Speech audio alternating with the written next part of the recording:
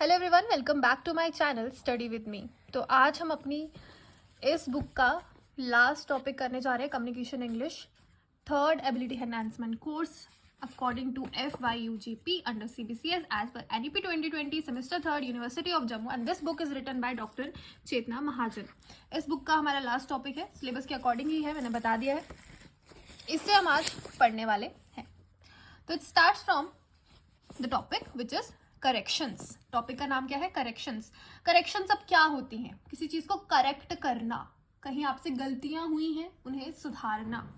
अब गलतियां कहाँ हुई हैं? If we are reading it in communication English, अब हमारे अगर ये सब्जेक्ट का पार्ट है तो ये कहाँ गलतियां हो रही होंगी? बोलने में हो रही होंगी, लिखने में हो रही होंगी, कुछ हमारे टेंस गलत हो रहे होंगे, कहीं पे हमने कुछ सब्जेक्ट वर्ब एग्रीमेंट सही नहीं किया होगा, कहीं पे कुछ गड़बड़ की होगी, कहीं पे कुछ गड़बड़ की होगी। तो let us start the topic with English is a complex language with many rules and exceptions and it can be easy for not native speakers to make mistakes. अब English एक ऐसी language है, आपको भी पता है हम क्या कहते हैं ना, English में इतनी exceptions हैं, इतने rules हैं, और मतलब हम कहते हैं ना कहीं पे E है उसको E बोल रहे हैं, कहीं पे उसी E को हम I प्रोनाउंस है ना, प्रोनाउंसिएशन उसकी हो जाती है कि आई बोलेंगे हम उसको वहाँ पे, ठीक है ना। अब इंग्लिश में ENGLISH, अब उसको इंग्लिश क्यों नहीं बोलते, इंग्लिश ही क्यों बोलते हैं, ठीक है ना।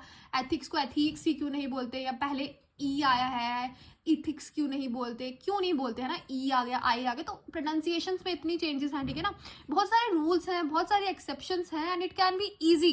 अब अगर आप नेटिव हो उस लैंग्वेज को बोलने में, अब यहाँ पे जैसे हिंदी है, ठीक है ना, या वट एवर लैंग्वेज आपके स्टेट में है, आपकी सिटी में है, most probably all of you are from Jammu and Kashmir, तो आप डोगरी बोल रहे हैं या हिंदी बोल रहे हैं, आप जब वो लैंग्वेज बोल रहे हैं आपके लिए आसान होगा वो बोलना, और बहुत कम चांसेस हैं कि आप उसमें गलती करें। जब आप बोल रहे हैं मैं कल वहां गया था, तो आप कल वहां गया था ही बोलेंगे, कल वहां गया हूं नहीं बोलेंगे, ठीक है ना, because you are very use to the language which you are usually speaking, ठीक है ना, आपकी नेटिव लैंग्वेज है। लेकिन इंग्लिश जो है, क्योंकि वो हम non native speakers, obviously we are not from England, we are not English speakers, ठीक है ना, तो हमारे लिए थोड़ी सी डिफिकल्टी आ सकती है इंग्लिश बोलने में। We tend to commit grammatical errors in our everyday conversation and in writing without being aware of them. लिखने में, बोलने में हम गड़बड़ कर सकते हैं। This article is a practical guide. अब इसको पढ़कर हम देखते हैं कि हमसे एरर क्यों ना हो, कैसे ना हो, हम क्या क्या करेंगे ताकि हमारे कोई एरर ना हो जाए, कोई गड़बड़ ना हो जाए, और अगर गड़बड़ हुई तो हम उसे सुधारें। और इसी टॉपिक का नाम है सुधारना, करेक्ट करना, करेक्शंस, ठीक है ना, सुधार। It starts from the types of the common errors in English language. अब हम कुछ एरर देखेंगे, ठीक है ना। अब क्या हो सकता है कि आप कहीं पे कुछ काम करने जा रहे हैं, आपको एग्जामिनेशन देने जा रहे हैं, ठीक है ना, आप देने जा रहे हैं कोई ऐसा एग्जाम जिसमें OMR शीट है, ठीक है ना। आपने क्या करना है, उसमें आपको हम पहले ही बता देंगे कि भाई कभी कभी क्या होता है, उसमें लिखा होता है कि ब्लू पेन ही यूज करना, हम कभी कभी ब्लैक यूज कर लेते हैं, कहीं ब्लैक मत यूज कर लेना। उसमें क्या है, कभी कभी क्या होता है हमसे कोई आंसर स्किप हो जाता है, कभी कभी क्या होता है हम गलत पेज ओपन कर देते हैं, फर्स्ट क्वेश्चन सीधे 10th से शुरू कर देते हैं, गलत सर्कल में मार्क कर देते हैं, कभी ये कभी वो, तो हम पहले बता देते हैं भाई तेरे से ये गलतियां हो सकती है वहां पे, तो हम पहले ही प्रिपेयर करके जाते हैं, कहीं वहां जाकर डायरेक्ट गलती हुई तो हमारे 2, 4, 5, 8, 10 नंबर तो ऐसे ही चले गए, ठीक है ना। यही होती है एरर्स, पहले से पहचान लेना, कि हम कभी भी जिंदगी में पहले से ही पता लग जाए कि यहाँ पर ये गलती हो सकती है, तो बंदा फूक फूक कर कदम रखता है। तो दीज आर द एरर्स जो इंग्लिश स्पीकर्स को हो सकते हैं, ताकि जब वो एक्चुअल में इंग्लिश बोले, इंग्लिश लिखें, इंग्लिश कहीं पर भी यूज करें तो वो ये गलतियां ना करें। सबसे पहला एरर है सब्जेक्ट वर्ब एग्रीमेंट का, कि सब्जेक्ट और वर्ब आपस में कई बार अग्री नहीं करते हैं, ठीक है। This error occurs when the subject and verb of a sentence do not agree in number, ठीक है।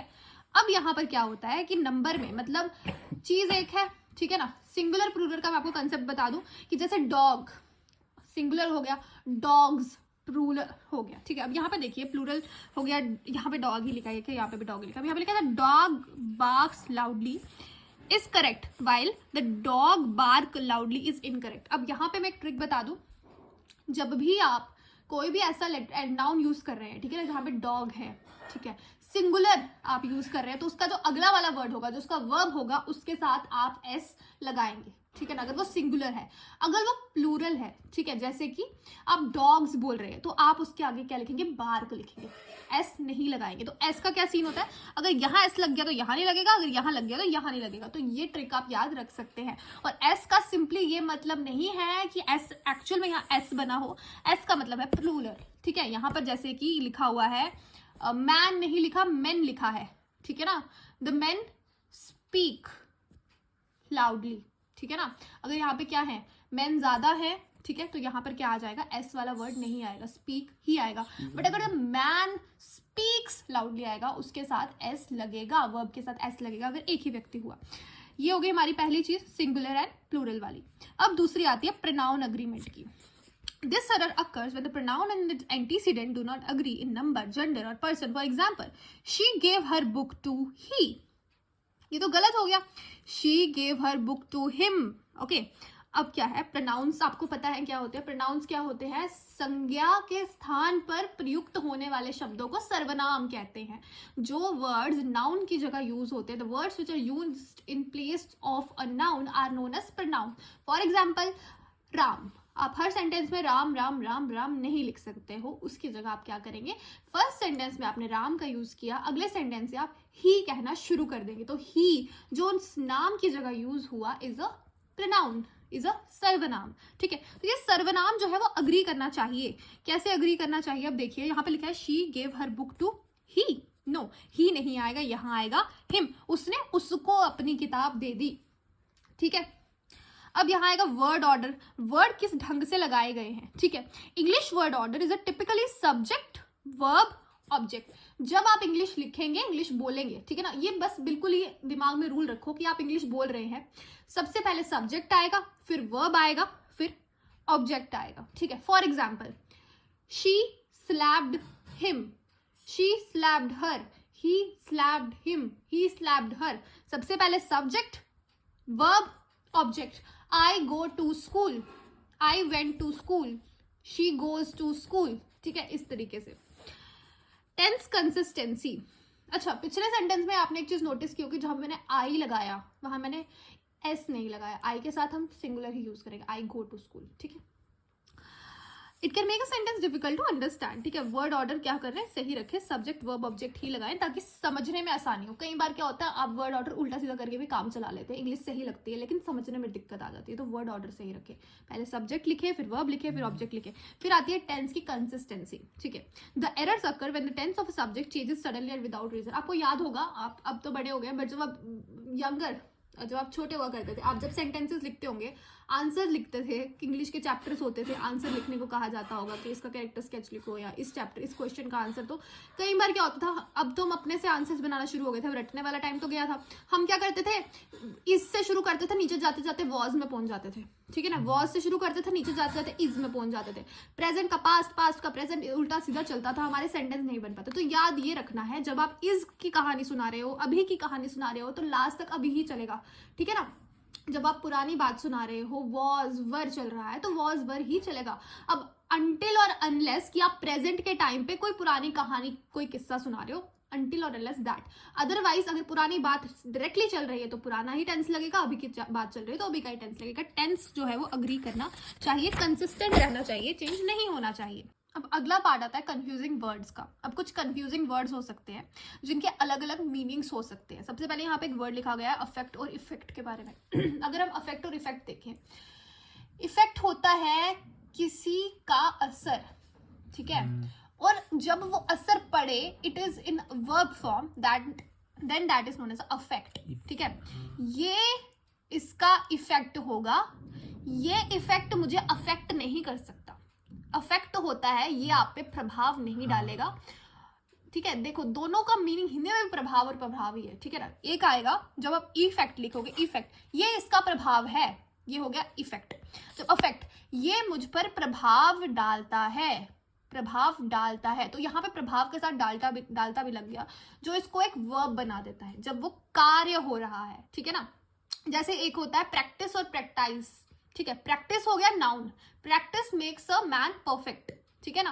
प्रैक्टिस जो एक नाउन है, ये काम है, एक कला है जो इंसान को क्या बनाती है, परफेक्ट बनाती है।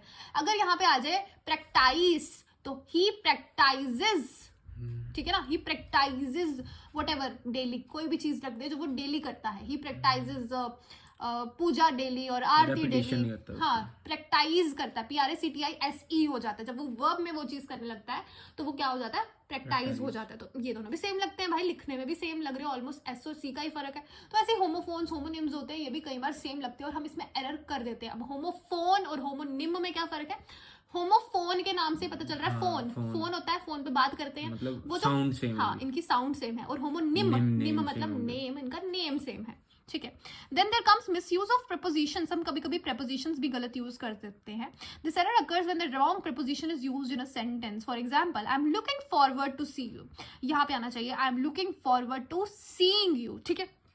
तो अब यहाँ पे क्या आना चाहिए, इन्होंने प्रीपोजिशन के बारे में बोला हुआ है, यहाँ पे इन्होंने बोला है सीइंग शब्द का यूज करें, ठीक है ना। लुकिंग फॉरवर्ड ही आएगा, आई डोंट थिंक वहां पे इन्होंने सीइंग इस तरीके से क्यों लिखा, बट फॉरवर्ड है तो फॉरवर्ड ही आएगा, दोनों जगह फॉरवर्ड ही आ रहा है। प्रीपोजिशन क्या होती है पहले ये देख लेते हैं। प्रीपोजिशन होती है पोजीशन, किसी चीज की पोजीशन क्या है, ऑन है, इन है, अंडर है, इनटू है, इनसाइड है, वेयरएवर इट इज, तो कोई चीज कहाँ पर है उसकी पोजीशन क्या है, इज द प्रीपोजिशन, ठीक है ना। अब जैसे the cat is on the table, ठीक है ना, the cat is beside the table, ठीक है ना, इस तरीके से कैट कहाँ है इस वक्त। या फिर he jumped into the well, ठीक है, he jumped in the well नहीं, he jumped into the well because he was in motion at that point of time, तो इनटू आएगा।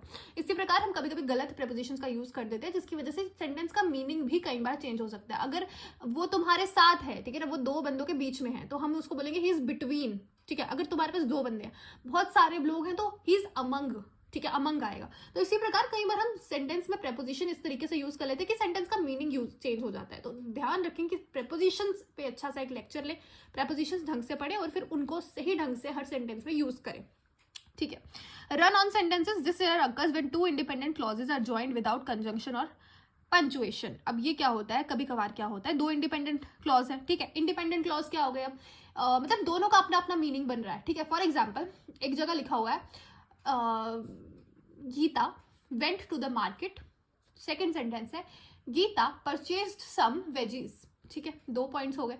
अब यहाँ पे हम क्या क्या यूज कर सकते हैं, अगर हमने लिख दिया Geeta went to the market but purchase some veggies, तो ये सूट नहीं कर रहा, वो बाजार गई लेकिन वो सब्जियां ले आई, क्या मतलब हुआ इसका।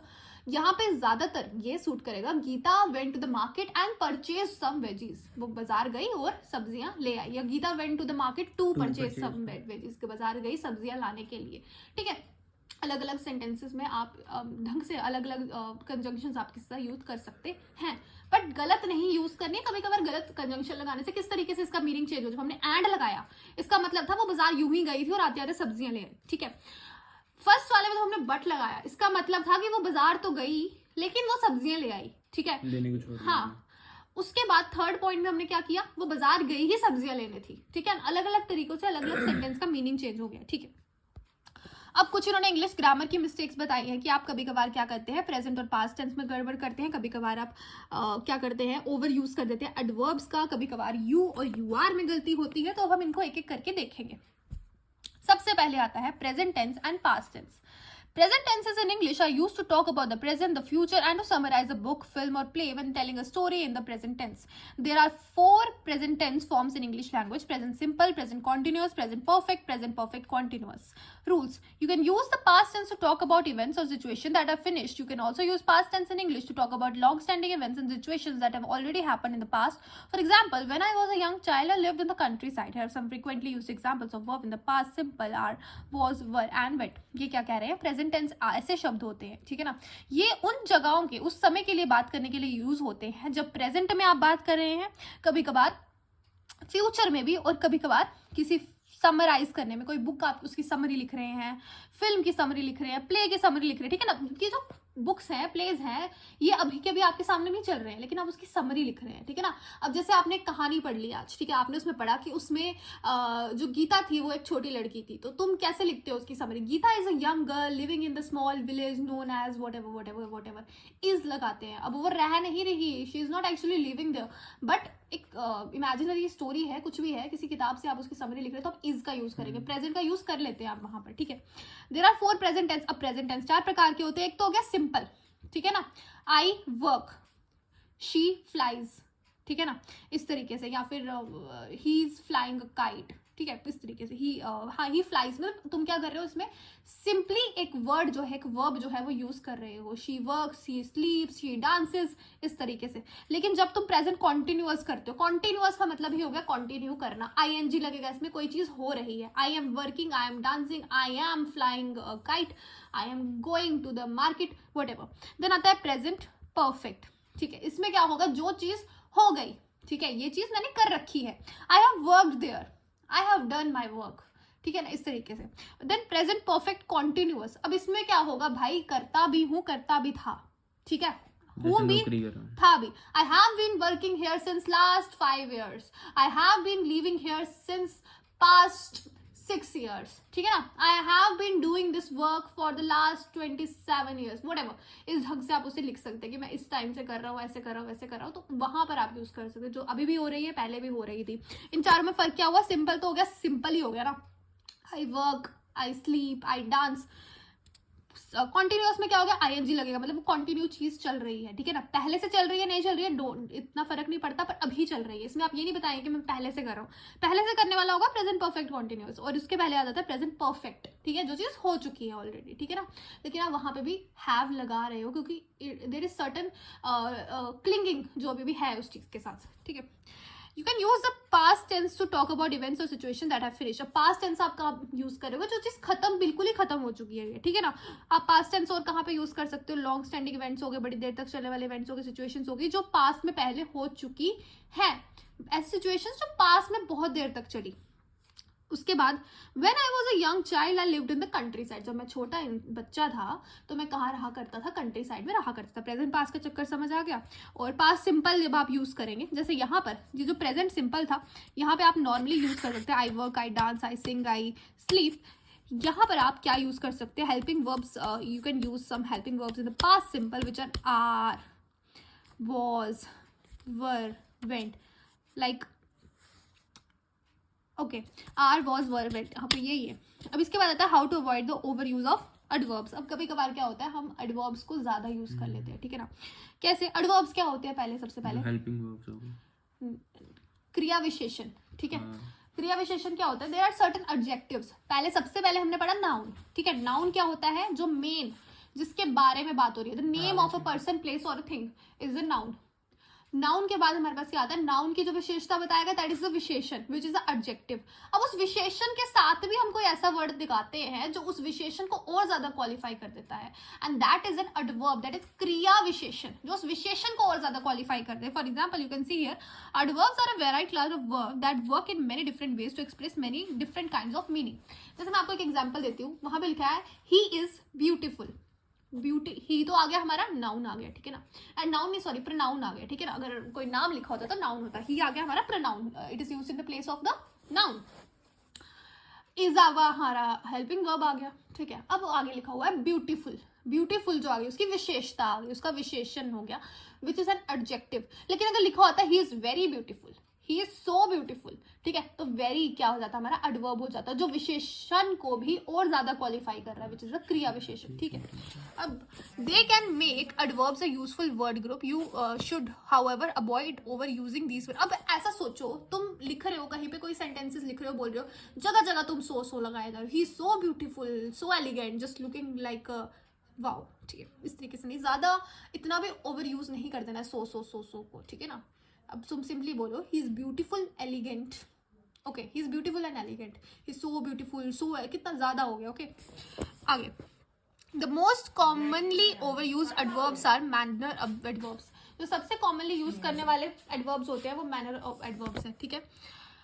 The particular type of verb modifies the verb. अब इस पर्टिकुलर टाइप के वर्ब जो होते हैं वो मॉडिफाई करते हैं वर्ब को. For example, Emily Scott shook her head vigorously. अब इसी के साथ हम एक न्यू चीज देखते हैं, विच इज, एक और वर्ड मैं आपको बताना चाहूंगी, which is shook and nod. shook and nod. shook क्या होता है, शुक क्या होता है, अपनी गर्दन को ना में हिलाना. जब आप ऐसे ऐसे करके अपनी गर्दन को ना में हिलाते हैं, अपने सर को ना में हिलाते हैं, तो दैट इज शुक करना. जब आप हाँ में सर हिलाएंगे, दैट इज द नॉड करना, ओके, जैसे नॉड ही करता था. देन अब आगे हम आते हैं, यहाँ पे लिखा गया एमिली स्कॉट शुक हर हेड विगरसली, तो उसने ना में सर हिलाया, ठीक है, ना में उसने जब सर हिलाया दैट इज शुक करना. He was in a good mood now, smiling broadly as he grabbed his mug of tea. वो एक अच्छे मूड में था, बहुत अच्छे से वो हंसा जैसे ही उसने अपनी चाय का मग लिया. A common issue in story writing occurs when you rely too heavily on manner verbs in your stories. ठीक है, कभी कभार हम क्या करते हैं, मैनर वर्ब्स का यूज करते हैं. मैनर वाले कौन से होते हैं, कोई तरीका बताने वाले कि उसने किस ढंग से कोई काम किया. कभी कभार हम क्या कर देते हैं, बहुत ज्यादा वो यूज कर लेते हैं, तो वो इतना भी मत यूज कर. जैसे यहाँ पे लिखा हुआ है स्माइलिंग, तो उसका वर्ब आ गया, लेकिन ही वॉज स्माइलिंग ब्रॉडली.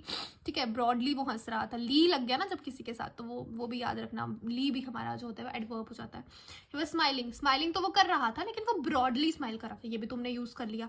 फिर तुमने क्या यूज कर लिया, विगरसली. ठीक है ना, शूक हर हेड विगरसली, बहुत जोर से विगरसली उसने अपना हेड शूक किया. तो इसी ढंग से आप यूज कर लेते हैं, कभी कभार ओवर यूज भी कर लेते हैं. द कर्टन ओपन क्विकली, ऊपर तुम हमें फिर भी ठीक लग रहा था, ठीक है ना. अब नीचे आते हैं और ज्यादा. The curtain open quickly and Ben came slowly into the room. He saw, अब देखो सीधे लिखा होता the curtain open and Ben came into the room. ठीक है, इन्होंने ओवर एग्जैजरेट कर दिया. The curtain open quickly and Ben came slowly into the room. He saw एमा looking flirtatiously with Jack and walked over to her aggressively. फिर से aggressively. अब यहाँ पे क्या क्या एडवर्ब्स आ रहे हैं, quickly, slowly, ली वाले तो सारे है ना. flirtatiously, aggressively. Why are you here? Who screamed? Whatever. He screamed angrily. ठीक है, फिर से यहाँ पे लग गया ली इतना ज्यादा. He's here is the same extract with the manner verbs highlighted. अब यहाँ उसको हाईलाइट करके बताना चाहते हैं whatever. अब हम आगे आ जाते हैं. अब इन्होंने बोला एक और गलती होती है यूअर और यू आर की. अब यूअर और यू आर में क्या फर्क होता है,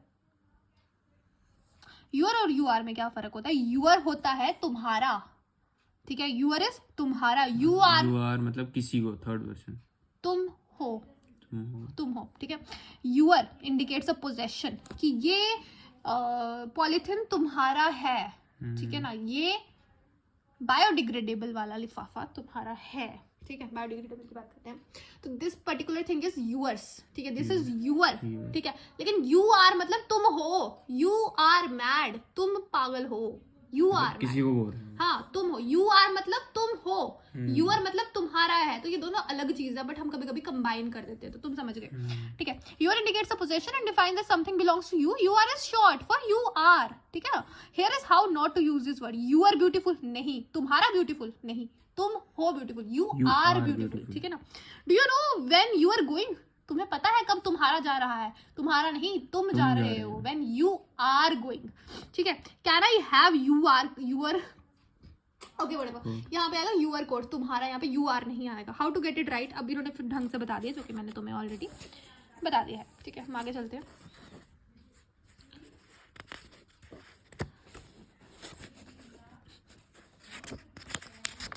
सारा अच्छा, अरे छोड़िए ज्यादा छोड़.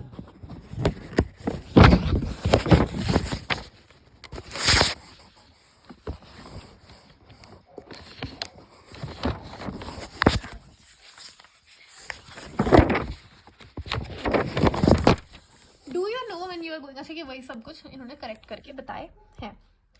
अब कभी कभी क्या होता है, हम अपॉस्ट्रोफ्स जो होते हैं वो गलत डाल देते हैं. अब मैं अपॉस्ट्रोफ्स की भी कुछ चीज़ें आप लोगों को बताना चाहूँगी. इधर से देखने से पहले जो मेरे पास आई कुछ चीज़ें हैं जो मैं बताना चाहती हूँ. हमारे पास क्या होता है, हम बोलते हैं दिस बिलोंग्स टू हर, ऐसा कोई चीज़ किसी की हो तो हम उसको कहते हैं. ठीक है ना, for example this candle is Ram's. Ram के आगे वो अपॉस्ट्रोफ डाल के एस. अब मेरा एक सवाल है, हम कभी कभी लिखते हैं ना हैप्पी टीचर्स डे. ठीक है, कहाँ आता है उसमें अपॉस्ट्रोफ? टीचर के बाद. टीचर के बाद टीचर्स है, एस के मतलब पूरा डाल के फिर वो एस के बाद आता है. एग्जैक्टली क्या होता है टीचर्स. जब भी आप, ठीक है, अगर तुम किसी एक पर्टिकुलर पर्सन की बात करो, this is a very important thing to remember, ध्यान से सुनिए. अगर आप किसी एक पर्टिकुलर पर्सन की बात कर रहे हैं, ठीक है, किसी एक लड़के पर्टिकुलर की किसी एक पर्टिकुलर लड़की की बात कर रहे हैं, राम, रमा, रमेश पर्टिकुलर, तो आप एक बार अपॉस्ट्रोफ डालेंगे और उसके आगे एस डाल देंगे। बट अगर आप प्लूरल की बात कर रहे हैं, टीचर्स, हैप्पी टीचर्स डे, तो आप एस के बाद अपॉस्ट्रोफ डालेंगे, आप एस के पहले नहीं डालेंगे, ठीक है ना। हैप्पी चिल्ड्रंस डे, ठीक है, इसमें आप पहले डाल देंगे। इसमें पहले क्यों डालेंगे? क्योंकि चिल्ड्रन का अपना एस तो है ही नहीं, that is already a plural word. Okay, अब यहाँ पे देखते हैं इन्होंने क्या लिखा है।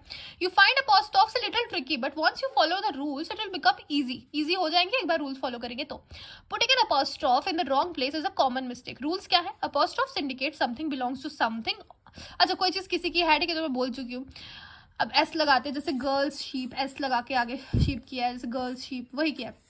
अब यहाँ पे देखो, मैंने यही चीज अभी बोली, अगर कोई चीज एक पर्सन की हो तो आप एस के पहले अपॉस्ट्रोफ लगाएंगे। यहाँ पे जैसे इन्होंने एस के पहले अपॉस्ट्रोफ लगाए, लेकिन जब गर्ल्स ज्यादा हैं, गर्ल्स जो है 15 लोग हैं, 15 लड़कियां हैं, उनकी ये शीप है, 2 लड़कियां हैं, उनकी ये शीप है, तो वो आप पहले प्लूरल कर देंगे, गर्ल का गर्ल्स हो जाएगा, और फिर उस एस के बाद लगेगा। अब गर्ल्स एस नहीं होगा, एस के बाद एक और एस नहीं लगेगा, एक ही एस लगेगा और उसके बाद अपॉस्ट्रोफ लग जाएगा इस ढंग से। जैसे टीचर होगा, अगर एक टीचर की बात होती है तो टीचर के बाद अपॉस्ट्रोफी एस, अगर बहुत सारे टीचर्स की बात होती है तो टीचर्स के बाद अपॉस्ट्रोफ, फिर उसके आगे एस नहीं लगेगा। डन, ये बात समझ आ गई।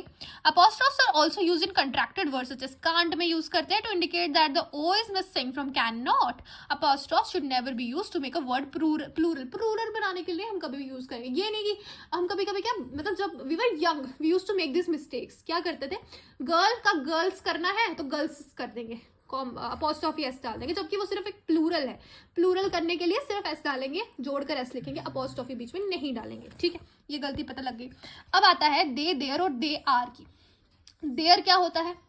देयर होता है वहां, सिंपल सी बात है, या बस ये याद रखना है, देयर होता है वहां, देयर होता है उनका, ये वाला वहां है, ये वाला उनका है, और ये है वो है, ठीक है। दे आर वो हैं, दे आर फूल्स वो बेवकूफ हैं, their this mat is theirs, okay,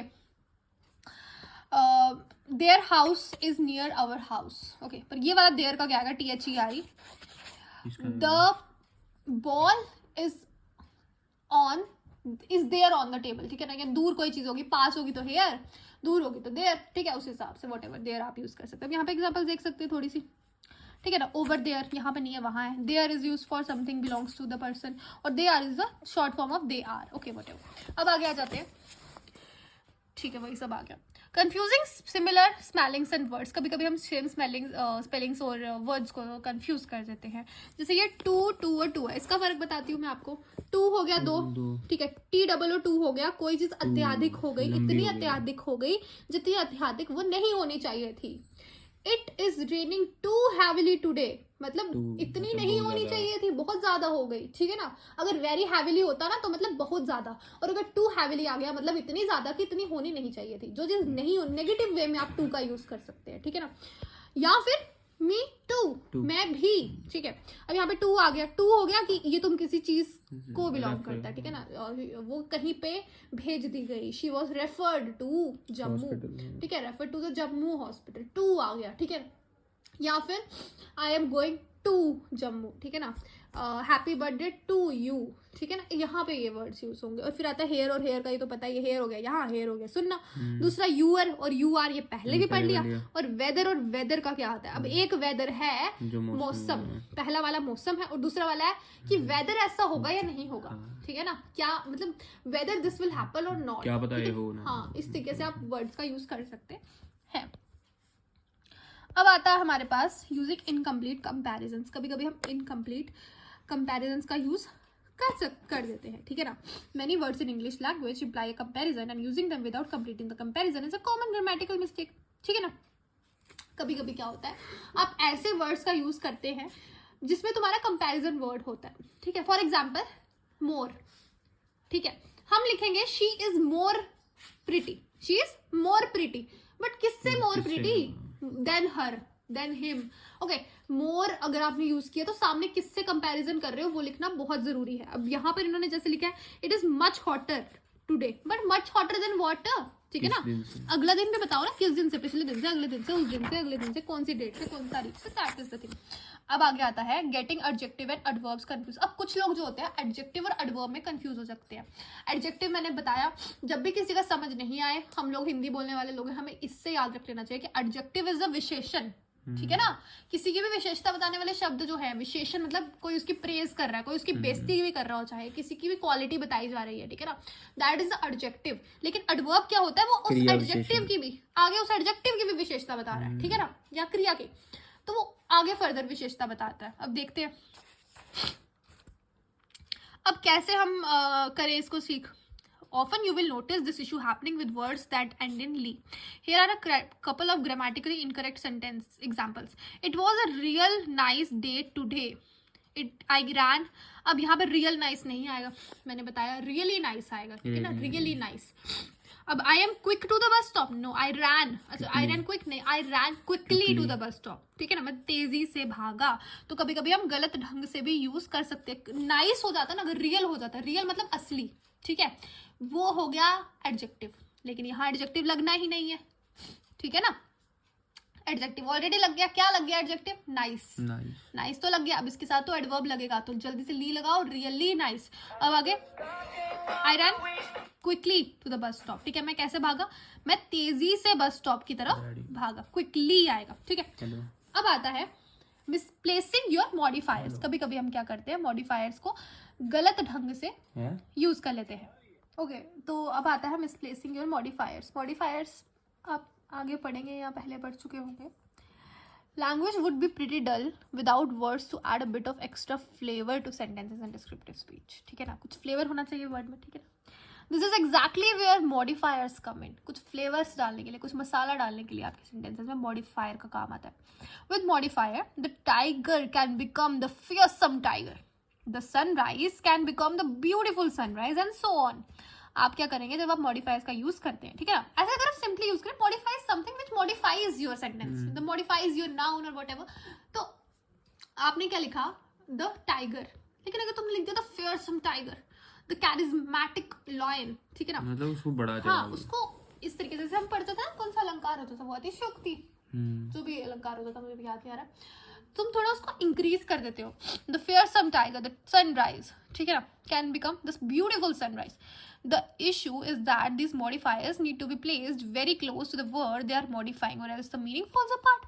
लेकिन इनको क्या करना होगा, इन वर्ड्स को तुमने मॉडिफायर्स को ना उस चीज के साथ बिल्कुल जोड़ कर रखना होगा जिस वर्ड को वो मॉडिफाई कर रहे हैं, वरना मीनिंग भी चेंज हो जाता है, ठीक। तो कुछ लोग क्या करते हैं, मॉडिफायर्स गलत जगह पे लगा देते हैं, जिसके कारण उनके वर्ड्स का मीनिंग चेंज हो जाता है। इसकी वजह से कंफ्यूजन होती है और वर्ड का, सेंटेंस का इतना गलत मीनिंग आ जाता है। For example, he almost walked for the entire day.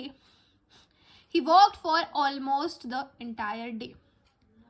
ठीक है, इन दोनों की वजह से मॉडिफायर्स को देखना। And here's how this example would read with the modifier in the right place. अब पहले वाले में क्या लिखा हुआ है, he almost walked for the entire day। पहले वाले का क्या मतलब हुआ, उसने लगभग चला पूरे दिन, ठीक है ना। अब इसमें चला के ऊपर फोकस है कि वो चला, ऑलमोस्ट वॉक्ड, मतलब पूरे ढंग से चला नहीं चला, पता नहीं चला नहीं चला, बट ऑलमोस्ट चला। और दूसरा है he walked for almost the entire day, ठीक है ना, वो चला लगभग पूरे दिन, ठीक है, इसमें पूरे दिन पे फोकस है। It is not clearly if he crawled slowly or simply thought about walking for the entire day in the correct example the meaning is clear। दूसरे में आपको देखो क्लियरली पता लग रहा है वो पूरे दिन चला है, ठीक है ना। पहले वाले में ही almost walked for the entire day, मैंने वही चीज बोली, इस पे वॉक्ड, पहले वाले में वॉक्ड के साथ लगा है ये सेंटेंस में ऑलमोस्ट। इसमें क्या ऑलमोस्ट वॉक्ड का ये भी मतलब हो सकता है कि वो लगभग चला, बीच में लेट गया, बीच में जैसे छोटे बच्चे क्रॉल करते हैं, ज्यादातर चला ही, बीच में बैठा था ये वो। लेकिन दूसरे वाले का ये मतलब है कि वो ज्यादातर पूरे दिन ही चलता रहा, ठीक है ना, वो ज्यादातर दिन चला, ठीक है।